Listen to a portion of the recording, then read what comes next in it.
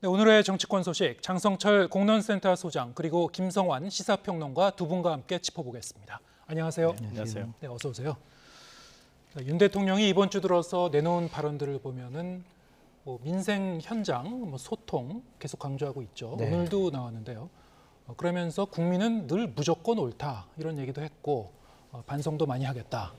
그런데 이런 얘기들이 강서구청장 선거 참패 이후에 드러났던 민심 귀를 기울여서 앞으로 좀 우리가 많이 바꿔보겠다. 국정 운영 기조를 확 바꿔보겠다. 이런 신호로 읽으시고 계십니까? 어떻게 보고 계신지요? 그렇게 좀 기대해 보고요. 대통령께서 저런 말뿐만이 아니라 실질적인 좀 조치가 취해졌으면 좋겠다라는 개인적인 희망과 기대를 좀 갖고 있습니다.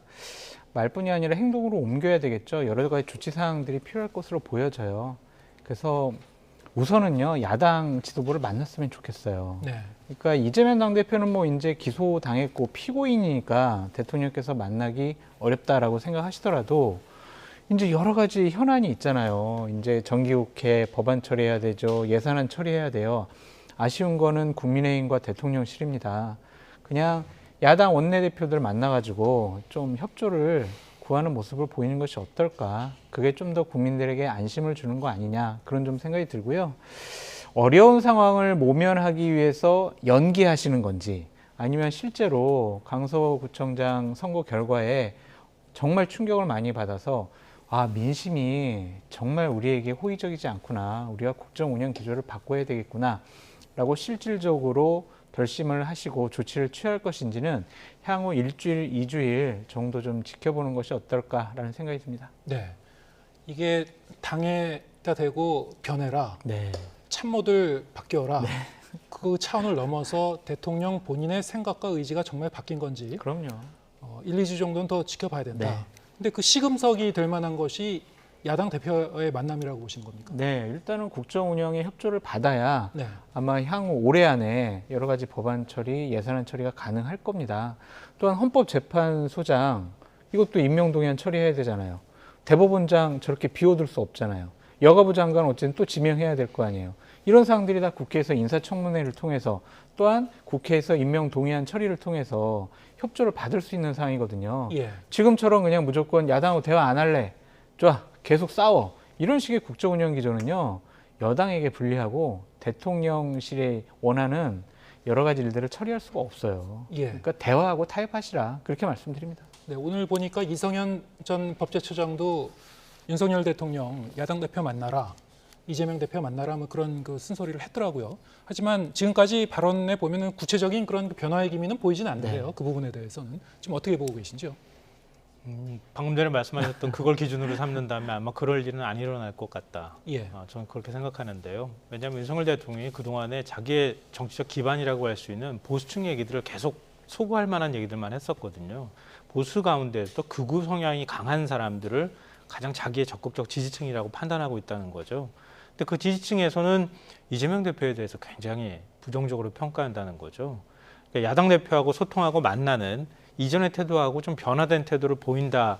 우리는 그렇게 기대할 수 있겠지만 윤 대통령이 그동안에 보여줬던 태도라든가 또 정치적 어떤 인식으로 볼 때는 그렇게 가지는 않을 것 같다 이렇게 생각하는데요. 다만 소통하고 민생 강화하겠다고 지금 네. 아니 강화하겠다고 아니라 강화하라고 지시한 거 아닙니까? 근데 뭐 본인은 어떻게 바뀔지 잘 모르겠지만 그런 부분에 있어서 좀 변화하는 모습을 보였으면 좋겠다. 저도 역시 기대하는 마음이 있는데요. 예. 다만 이제 걱정스러운 점은 오늘 이제 보수신문에서도 일제히 그런 부분에 대한 우려를 쏟아내기도 했는데 소통을 강화하는 게 국민의힘 뭐 지도부하고 참모들이 소통을 강화하는 게 아니잖아요. 대통령이 강화해야 되잖아요. 근데 지난해 8월 이후에 취임 100일 이후에 기자회견도 안 했죠. 출근길 문답도 사실 대통령실 용산 이전에 가장 큰 명분이었는데도 불구하고 출근길 문답 작년 11월 이후로 지금 중단하고 다시 재개하지도 않고 있잖아요. 대통령이 바뀌어야 참모들도 바뀌는 거 아닙니까? 근데 대통령은 바뀔 생각이 별로 없는 것 같아요. 오히려 제가 볼 때는 직접 언론과 소통하고 언론을 적으로 규정하거나 가짜뉴스 생산하는 곳으로 치부하거나 이렇게 하지 않고 적극적으로 소통하는 모습을 보일 때 변화된 것이라고 저는 판단하고 싶고요. 그리고 민생과 관련돼 있어서도 약간 좀 저는 불안합니다. 너무 급변치만한 것 같아서. 집권 이후에 1년 반 동안 그동안의 국민들은 상황에서 굉장히 힘들어했잖아요. 안보, 민생 불안을 그 경제까지도 불안한 상황이었는데 대통령이 과연 민생을 얼마나 챙겼나 이렇게 되물어볼 때 전 정권 사정하고 수사하고 이재명 대표 구속시키려고 한 것밖에는 기억나는 게 없다라고 얘기하시는 분들이 많을 것 같아요. 또 얼마나 그걸 급변침해서 민생을 챙길 것인가 이 부분에 대해서는 앞으로 어떤 태도를 보이는지 지켜보고 좀 판단하렵니다. 네, 국민들도 유권자들도 앞으로 한두 달 동안 계속 그냥 지켜볼 것 같은데, 근데 윤 대통령이 이제 발언한 내용 중에서 반성도 많이 하겠다라는 그 부분이 그 말이 나온 그 맥락을 보면 국민통합위원회에서 맞아요. 이제 만찬 자리에서 한 네. 얘기인데요. 국민통합위원회에서 한 그 정책 제언이 이 정책 집행에 제대로 반영이 안 된 것 같아 아쉽다라는 취지에서 그 얘기가 나왔단 말이죠. 근데 네. 구체적으로 그렇다면 국민통합위원회에서 어떤 정책 제안을 했고 어떤 부분이 가장 반성할 만하고 아쉬운지 그거는 좀 확인을 해봐야 될 것 같습니다. 어떻게 보십니까? 저도 잘 모르겠어요. 국민통합위가 지난 한 1년 5개월 동안 어떠한 활동을 하고 어떠한 정책 제안을 했는지 기억이 나는 것도 없고요. 예, 대통령께서 만약에 국민통합위의 제안을 진중하게 받아들였다면 지금처럼 일방적인 국정 운영 방식은 안 나왔을 거예요. 근데 그러한 부분에 대해서 분명히 본인 반성이라는 단어를 썼기 때문에 예, 한번 기대해 볼 만한데 이 부분도 약간 좀 저는 우려스럽더라고요. 강서구청장 보궐선거 민심의 분노, 나 이거를 보니까 내가 국정 운영 방식을 바꿔야 되겠어. 그래서 나는 반성을 해. 이게 아닌 것 같아요. 김한길 위원장이 여러 좋은 제안을 많이 했는데 네. 내가 그거를 못 받아들였어. 당하고 내각에서 이거 집행 제대로 못했어. 선거하고는 연결이 안 됩니까? 안 돼요. 문맥을 예. 살펴보면 예. 김한길 위원장한테 미안해. 전 그렇게 읽혀지더라고요. 그래서 그런 것은 좀 대통령께서 다른 의미로 좀 설명을 해주셨으면 좋겠다라고 말씀을 드리고요. 그렇다면 윤 대통령의 진위는 뭐였다고 보십니까? 그러니까 반성이라는 단어의 대상과 주체가 김한길 국민통합위원회라니까요. 예, 이게 국민이 아니에요. 국민의 화난 민심, 내가 그걸 지금까지 잘 못 느꼈던 것 같아. 예, 국정 운영에 잘 반영 못한 것 같아. 나 그 부분 반성해. 이게 아니라 예, 국민통합위에서 재원을 우리 내각에 잘 반영 못한 것 같아. 집행 못한 것 같아.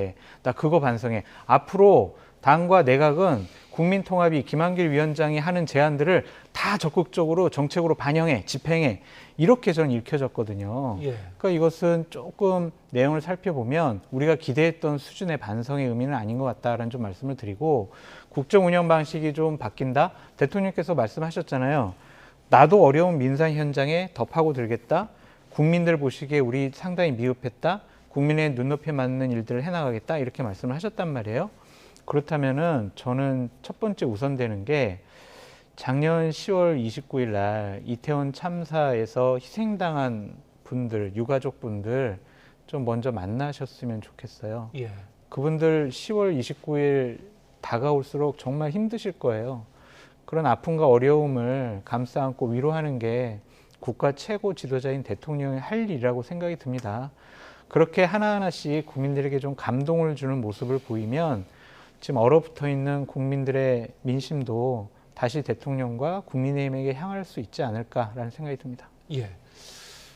그런 이 정책적 조언, 정무적인 판단 이것을 대통령이 이 성찰을 통해서 실천에 옮길지, 네. 그리고 또 주변 참모들이 그런 그 정책적인 제언을 할지 뭐 이거는 잘 모르겠습니다만 어떻게 보십니까? 이종석 헌법재판관을 헌재소장으로 지명을 했잖아요. 네. 그 모습 보면서 과연 기대할 수 있을까 저는 그렇게 생각해요. 아까 제가 보수신문 오늘 논조 말씀드렸지만 두 가지를 지적했더라고요.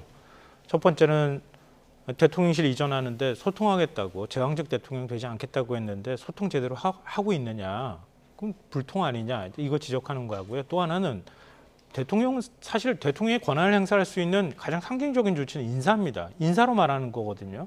근데 인사가 지금 엉망진창 아니냐. 지금 국민의힘 혁신위원장조차도 마찬가지고 국민의힘 지도부도 역시 마찬가지다. 이렇게 지금 지적하고 있어요. 근데 윤석열 대통령이 지금 민생 뭐 변화된 모습 보이겠다, 뭐 반성하겠다는 게 어디에 주어가 있는지 모르겠으나 진짜 반성하겠다 그러면 이종석 헌법재판관 헌재소장으로 지명하면 안 돼요. 왜냐하면 또 오해 살 게 뻔하잖아요. 서울대 법대 7구학번 동기이자 친구라잖아요. 이균영 대법원장 후보자하고 뭐가 다릅니까? 똑같습니다. 그리고 올해 물론 김명수 대법원장이 제청하긴 했지만 대통령이 직접 임명했던 헌법재판관이 둘이나 있어요. 올해 3월하고 4월에. 그럼 최소한 헌법재판소의 안정적인 운영을 위해서라도 2명 중에 1명을 헌법재판소장으로 충분히 임명할 수 있었고요. 그리고 문재인 대통령이 물론 임명하긴 했지만 3명의 헌법재판관이 더 있습니다. 임기가 많이 남은.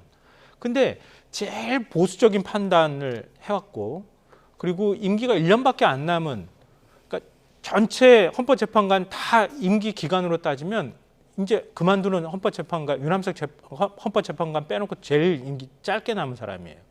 이 사람이 임명하는 거예요. 그 다음에 임기 끝나면 또 어떻게 헌법재판소장 또 임명할지는 모르겠지만 이것만 봐도 상징적으로 다 알 수 있는 거 아니냐는 생각이 들어요.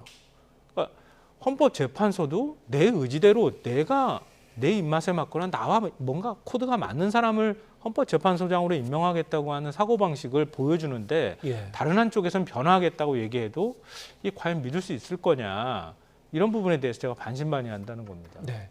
대통령과 이 여권이 지금 변하고 있는가 지금 얘기를 계속하고 있는데 지금 인선 문제를 말씀하셨으니까 헌법재판소장 후보자 얘기를 또 말씀하셨고 또 진작에 지금 계속 얘기가 나왔던 것은 김기현 그 2기 체제, 네.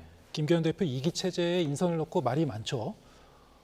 특히 이만희 이 사무총장 영남권 의원을 굳이 그 자리에 넣을 필요가 있는가, 이에 대한 문제 제기가 있었고 하여튼 여기에 대해서는 파장이 좀 계속 이어지고 있는 것 같습니다. 뭐 대안이 없었다고 보십니까? 어떻게 보십니까? 윤희석 선임 대변인이 이런 얘기를 했죠. 재료가 없는데 어떻게 음식을 다양하게 내놓을 수가 있습니까? 그러니까 인재가 없다는 거예요. 사무총장 할 수도권에 인재가 없다, 사람이 없다, 그런 식으로 이제 반응 보이는 건데, 뭐 세부적으로 좀 뜯어보면, 분석을 해보면 그 말도 어느 정도 일리가 있어요. 근데 하지만은 당대표도 영남, 그 다음에 사무총장도 영남, 원내대표도 영남, 다 이렇단 말이에요. 그러면 수도권 민심은 어떡할 거냐, 이런 비판 때문에 지금 당직 인선을 했는데 그 네. 비판 그대로 다시 받아들여요. 바뀐 게 없다라고 말씀을 드리고, 되게 유명한 윤핵관들이 1기 당직을 담당했다면 그보다 덜 유명한 2기 당직자들이 그래도 계속 윤석열 대통령과 총선의 공천에 호흡을 맞추기 위해서 임명이 된 것이 아니냐, 그런 비판을 할 수밖에 없다라고 말씀을 드리고요. 한동안 윤핵관이라는 말을 많이 쓰지 않았었는데 네. 이번에 이제 계속 쓰시고 계시네요. 네. 그러니까 덜 유명한 윤핵관들이에요. 이번에 이 친윤, 이른바 친윤이라는 의원들, 네. 이전에 이제 윤핵관이라고 많이 표현했던 분들, 그런 분들의 존재감이 오히려 더 좀 두드러졌다고 보십니까? 그러니까 이번에 당직 인선의 흔적들을 보면 지금 최고의 실세 윤핵관인 장제원 의원이 예. 이런 당직 인선에 좀 영향력을 끼치지 않았느냐라고 추측과 의심을 해볼 수밖에 없어요. 그러니까 어떤 점에서 그렇습니까? 함경호 사무부총장 같은 경우, 그리고 김성원 여의도 연구원장 같은 경우, 그리고 윤희석 선임 대변인 같은 경우, 그 윤석열 캠프가 처음 구성됐을 때부터 참여해서, 초창기부터 참여해서 장제원 의원과 같이 호흡을 맞춰왔던 분들이에요. 그러한 상황을 보면은 장제원 의원의 측근들, 장애권들이 이번에 당직을 장악한 것이 아닌가, 좀 그런 생각까지 하고 있습니다. 그러니까 우리가 당직 인선을 왜 합니까? 인적 쇄신을 왜 합니까? 국민 여러분, 저희 국민의힘 이렇게 변했어요. 국민의 뜻을 받고 우리가 그냥 일방적으로 대통령실 끌려다니지 않을게요. 저희 한번 다시 지켜봐 주세요. 이렇게 하는 목적으로 당직 인선을 하는데 예. 지금의 당직 인선은 그런 국민의 기대에 좀 미흡한 것이 아니냐, 그런 생각도 듭니다. 예. 어떻게 보셨습니까? 네, 이것도 오늘 신문에서 나온 내용을 그대로 제가 전하는 게 오히려 더 설득력 있을 것 같은데요. 예. 수도권에 4선 이상 의원이 4명이나 있고요. 3선이 2명, 그리고 재선이 3명. 그러니까 시킬 만한 사람이 없는 게 아니다. 내 편 우리 편이 없는 거다. 이렇게 콕 집어서 모 보수신문이 지적을 했어요. 맞죠. 그러니까 지금 아까 장애권, 윤핵관 말씀하셨지만 내 마음에 안 드는 사람이기 때문에 안 하는 거지, 없어서 안 하는 게 아니거든요. 그러니까 얼마든지 상은 차릴 수 있는데 마음에 안 드는 거 다 빼버리는 상황이라는 거죠. 그러니까 선거 패배 후에 국민의힘을 정말 혁신하고 수직적 당청 관계를 뭔가 수평적으로 바꿀 의지가 있느냐, 이렇게 의심받고 있는 상황이 아닐까 싶어요. 네. 지금 국민의힘이 그러면 앞으로 뭐 어떤 그 경로를 밟아갈 것인가? 일단은 총선을 앞두고 조기 이 선대위를 좀 가동하지 않을까. 그리고 일단은 그 순서는 혁신위원회를 꾸리고 그다음에 총선 기획단이라든가 인재영입위원회 꾸리고 좀 더 총선 체제로 이제 몰아가지 않을까라는 그 생각을 했는데 지금 혁신위원장도 인선을 아직은 마무리를 못하고 있습니다. 이르면 오늘 발표되지 않을까 했는데 일단 다음 주로 좀 넘어가는 건가요? 좀 어떤 문제가 있는 겁니까? 그러니까 누구를 혁신위원장으로 시킬 것인가에 대한 고민이 있는 것 같아요. 뭐 대상자는 당연히 있겠죠. 근데 뭐 당사자가 거부할 수도 있고요. 당사자는 하고 싶어 하는데 당 지도부에서 이건 마음에 안 들어, 안 돼. 이럴 수도 있는 것이죠. 근데 저는 국민의힘에서 혁신위원장을 통해서 당을 혁신하겠다라고 결심을 하더라도 별로 그냥 의미가 없는 것 같아요. 네. 그러니까 이번에 강서구청장 보궐선거의 민심이 뭐냐면 대통령 국정운영 기조 바꾸세요. 김기현 당대표 당신이 내년 총선에 총사령관이 될 수 있는 능력이 있어? 라는 의구심이 나타난 거거든요. 근데 당대표가 임명하는 혁신위원장, 혁신위원회가 과연 이런 얘기 할 수 있을까요? 지금 국민의힘에게 향해지는 여러 가지 문제점들, 당이 지금 대통령실의 출장소 아니야? 이러한 비판을 듣고 있는데 혁신위원회에서 대통령님, 당신은 당직의 당 운영에 손 떼세요. 관심 갖지 마세요. 그리고 내년 총선 공천에서도 관심 끊으세요. 대통령실이 이거 관여해서는 안 됩니다. 라는 주장을 할 수 있을까요? 그리고 김기현 당대표, 당신 당대표로서 부적절하니까 이거 빨리 비대위 전환을 해가지고 당을 새롭게 체제를 갖춥시다. 이런 얘기를 할 수 있겠냐고요. 그럼 혁신위가 뭘 할 수 있겠어요? 공천 룰을 건드려요? 아니면은 뭐 당과 대통령실 관계, 수직적인 건 안 됩니다. 수평적인 겁니다. 뭐 이런 얘기 할 거예요? 아니면은 뭐 민생 얘기할 거예요? 아니면 이념 얘기할 거예요? 할 게 없어요. 혁신위원회가 할 게. 그러니까 저는 혁신위원회가 결국에는 김기현 당대표가 본인을 향한 당신 그만둬야 되는 거 아니야? 이런 비판을 살짝 관심 돌리기 위해서 예. 혁신위원회를 구성하는 것이 아닌가라는 좀 생각이 들고. 시간 벌기용이다. 그렇죠. 결국에는 이제 국감 끝나고 정기국회 끝나고 예산안 끝나면 결국엔 공천관리위원회가 예. 아마 당의 중심이 될 것이고 그 이후에는 선대위가 중심이 될 거예요. 예. 그래서 혁신위원회는 아무 의미 없는 조직이 될 거다. 지난번 민주당에서 했던 혁신위원회, 그 생각이 나네요. 예, 그것처럼 혁신위원회가 혁신을 안 하고요. 내부적인 문제점만 계속 그냥 드러내는 그러한 기구가 되지 않을까 걱정스럽습니다. 예. 시당초 혁신위원장이 누가 될지 지금 물망에 오르고 있는 뭐 정운천 전 총리라든가 이러면 일단 총리급의 지금 인사가 거론이 되고 있지만은 일단 뭐 좀 결정은 안 되고 있는 것 네. 같고 본인이 고사하는지 뭐 네. 확인은 안 됩니다만 그런데 지금 이 장 소장님 말씀을 들어보면은 위원장이 누가 되든 별 의미가 없을 것이다. 네. 정권을 행사할 수 있는 상당한 권한을 부여받지 못하면 아무 의미가 없는 별 성과 없이 끝나는 혁신위원회가 될 것이다 이렇게 좀 평가절하를 하셨는데 어떻게 보십니까? 지난번에 민주당 혁신이 구성할 때 이 자리에서 같이 얘기했었잖아요. 그때도 굉장히 비판적으로 얘기를 했었는데 제 말이 맞았잖아요. 전 지켜보자 이렇게 얘기를 해서 이번에도 전 지켜보자 이렇게 얘기해야 될 것 같아요. 근데 참 어려운 것 같아요. 민주당 혁신이 하는 모습 보니까요. 혁신위원장의 잦은 실수 문제도 있었고 또 혁신위가 뭔가 분명하게 입장을 낼 수 있었는데 왜 못할까. 결과적으로 보면 당대표의 그늘 하에서 벗어나기 어려운 상황이었다. 그게 한계였다. 이런 지적들을 나중에 이제 다시 하게 됐는데요. 그러니까 국민의힘도 역시 마찬가지인 것 같습니다. 근데 일단 지켜보자는 말씀을 먼저 드리고요. 근데 국민의힘 그 상황에서 민주당 상황보다 더 심한 거 아니에요, 지금? 민주당이야 당대표가 있다 하더라도 뭐 당대표가 모든 권한을 다 행사할 만큼 국정운영 능력을 갖고 있는 건 아니니까요. 근데 대통령이잖아요. 대통령이 지금 머리 위에 얹어져 있는 상황인데 또 대통령의 인식이 그동안에 드러났던 거 보면은 당은 절대 나의 어떤 이견, 나에 대해서 이견을 낼 수 없는 조직이야라고 하는 인식들을 다 드러내왔던 거 아닙니까? 당대표 쳐내고 새로운 당대표 선거하는 데 있어서도 개입했고 이렇게 해왔던 대통령이 갑자기 이제 마음대로 하시라 이렇게 한다고 마음대로 되는 건 아닐 것 같아요. 그러니까 그만큼 강단 있는 혁신위원장을 과연 찾을 수 있을 것이냐. 그 혁신위원장을 정말 그런 사람으로 찾아서 그동안에 의원들이 말하고 싶지만 정말 가슴속에 꾹꾹 눌러놨던 얘기를 혁신위원장 입을 통해서 확실하게 얘기할 만큼 정도 되는 인사를 데리고 오면 저는 어느 정도 성공할 수 있다. 김기현 대표의 의도가 어쨌든 간에 국민의힘이 그래도 뭔가 바뀔 수 있는 것 아닐까라고 하는 기대를 다시 모을 수도 일부는 있을 거야. 그런 기대를 아직은 접지 않고 있습니다. 예. 지금 근데 정치권에서 흘러나오고 있는 얘기들은 혁신위원회 차원을 넘어서 연말쯤 돼서 또 다른 그 시나리오들이 현실화될 것이다. 여러 가지 신당 창당설이 나오고 있고요. 비대위 얘기는 물론이고 신당 창당설도 이 여권 내에서 여러 가지 갈래로 나오는 것 같습니다. 윤석열 대통령의 신당 창당설, 이른바 윤석열표 신당 창당설이 있고 이준석 전 대표와 유승민 전 의원의 신당 창당설이 있고 지금 전망이 많이 엇갈려서요. 두 정치평론가 분의 그 의견을 각각 들어보겠습니다. 어떻게 보십니까? 지금 그 현실성. 그러니까 12월에 신당 창당은요, 여론의 흐름에 따라서 좀 달라질 것 같아요. 그러니까 내년 총선 전망하는 여론조사가 이제 정기국회 끝나고 예산안 끝나면 계속 본물처럼 나올 거예요. 지금처럼 뭐 예를 들면 민주당이 과반수석 넘게 얻을 수 있어, 국민의힘은 100석도 못 얻어, 이렇게 되면은요, 김기현 당대표 체제로 내년 총선 못 치른다는 얘기가 나오겠죠. 네. 그럼 비대위 구성하자는 얘기도 나올 거고, 야, 우리 국민의힘 가지고는 지금 도저히 내년 총선 치를 수가 없으니까 새로운 정당을 만들자, 이런 얘기도 나올 수 있을 것 같고요.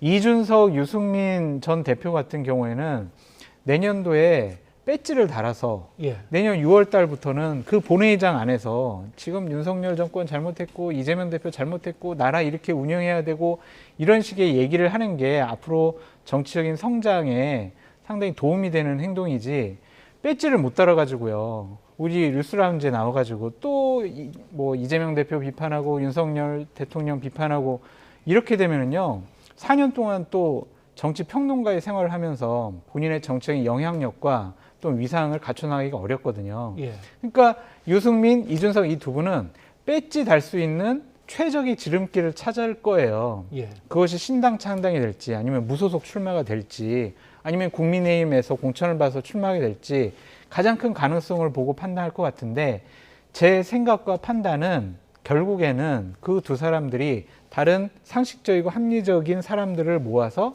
신당을 창당하지 않을까라는 예측을 해봅니다. 예. 이준석, 유승민발 신당 창당에 대해서는 그런 이 전망을 해주셨고, 네. 그러면은 이 국민의힘을 어떻게 가져갈 것인가? 윤석열 대통령발 신당 창당설. 자, 여기에 대해서는 상당히 좀 전망이 엇갈리는데 이미 어려워요. 동력을 잃어버렸다 이런 잃었어요. 그 의견도 있고, 맞아요. 하지만은 아까 말씀하신 대로 연말까지의 이제 여론의 이 추이를 봐서 그런 목소리가 또 커질 수도 있고, 그렇게 되면은 김기현 대표 체제로 총선을 가져가기 어렵다고 판단되면은 달리 판단할 것이다. 어떻게 보십니까? 근데 지금 대통령실과 네. 여권, 여당이 어려운 게 김기현 당대표 탓만은 아니잖아요. 대통령에 대한 부정평가가 지속적으로 너무 높아요. 예. 그런 상황에서 윤석열 신당을 딱 만들면은 갑자기 부정평가가 줄어들고, 와, 대통령 당 우리 밀어줘야지, 이런 분위기가 갑자기 나올까요? 그래서 저는 윤석열발 신당은 만들어지기가 어렵다. 왜냐? 여론의 뒷받침을 받기가 어렵기 때문에 결국에는 윤석열 대통령이 선택할 수 있는 것은 당명을 바꾸거나 예. 아니면은 리모델링. 예, 예. 외곽에 그냥 본인과 김한길 위원장은 관여 안 하는 형식의 예. 윤석열 대통령을 외곽에서 지지하는 분들이 당을 하나 만들 가능성이 있어요. 예. 그래서 그 사람들과 국민의힘이 합당을 해서 새로운 정당을 창당을 해서 윤석열 대통령을 옹호하고 지지하는 분들이 배지를 많이 달 수 있는 길을 터주려고 하는 것이 아니냐, 좀 그런 예. 생각이 들어요. 그래서 새로운 당이 하나 만들어질 가능성은 배제할 수가 없다라고 말씀드려요. 아까 그 국민통합위원회 만찬에서의 그 장면, 아까 말씀하신 대로 김한길 위원장에 대한 그 미안한 마음을 담은 네. 발언이었다. 어떻게 보면 김한길 위원장을 좀 띄워주는 듯한 그렇죠. 발언. 그것이 지금 말씀하신 그런 이 시나리오의 이제 예고편, 복선 아니었냐, 이렇게 보는 시각도 있을 수 있을 것 같은데, 왜냐하면 김한길 위원장이 워낙에 이 창당 경험이 많아서요. 이게 어떻게 보십니까? 지금 말씀하셨던 만약에 당을 창당한다고 하면요, 현행 선거제를 개편을 못할 경우에 위성정당 만들어서 가능하겠다. 그럴 위험이 있다. 저는 그렇게 생각합니다. 네. 그러니까 국민의힘하고 민주당은 위성정당 만들기 쉽지 않거든요. 그만큼 국민들이 아주 냉정하게 바라보고 있기 때문에. 그러니까 국민의힘하고 전혀 상관이 없습니다라는 어떤 정치 그룹이나 이런 것들 만들어서 비례 의석을 가져가는 방식을 취할 가능성은 얼마든지 남아있다, 이렇게 생각하는데요. 다만 이제 국민의힘에서 당을 쪼개가지고 가져간다? 이 열린우리당 사례 보셨잖아요. 그러니까 새천년 민주당에서 노무현 대통령 당선되고 난 다음에 그다음에 2003년이죠. 한 해 당선 취임 첫 해 지나가고 난 다음에 그다음에 열린우리당 47명 의원 데리고 나왔거든요. 그리고 탄핵 사태가 있었어요. 그 역풍 맞으면서 2004년 총선 치러서 151석인가 얻어갔거든요. 그러니까 이건 성공 모델인 겁니다. 근데 윤석열 대통령이 지금 만약에 당을 분당을 해가지고 내년 총선에서 몇 석을 의미 있게 가져갈지는 모르겠지만 만약에 많은 석을 가져가지 못한다 그러면 기존 보수 세력도 자기의 적으로 돌릴 가능성이 있잖아요. 근데 당시에 열린우리당의 경우에는 바로 다음에 이듬해 총선이 치러졌어요. 그러니까 분당이 가능했지만 네. 윤석열 대통령 임기 중에 총선이 없어요. 예. 2028년에 총선인데 윤석열 대통령은 2027년에 임기가 끝납니다. 그러니까 타이밍상으로도 이건 불가능한 시나리오다. 그렇게 생각하고요. 그리고 유승민 의원하고 뭐 이준석 전 대표가 당 만드는 거는 가능한 시나리오일 수 있겠다 이런 생각하는데요. 왜냐하면 2017년에 오자 구도가 만들어졌었잖아요. 문재인, 홍준표, 그다음에 유승민, 안철수, 심상정. 그때 득표했었던 게 6.76%였습니다.